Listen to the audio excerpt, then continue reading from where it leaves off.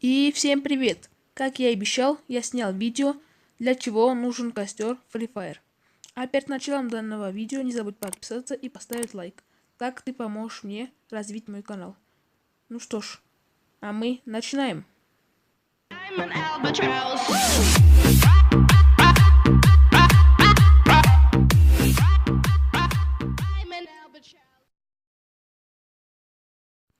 Многие спрашивают, для чего нужен костер.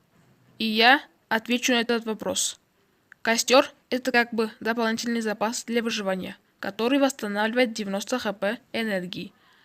Одна штука стоит примерно 15 алмазов. И он восстанавливает энергию всем, кто находится рядом. Я рекомендую использовать его в отрядах. Надеюсь, вам было все понятно. Если у вас есть какие-то вопросы, пишите в комментариях.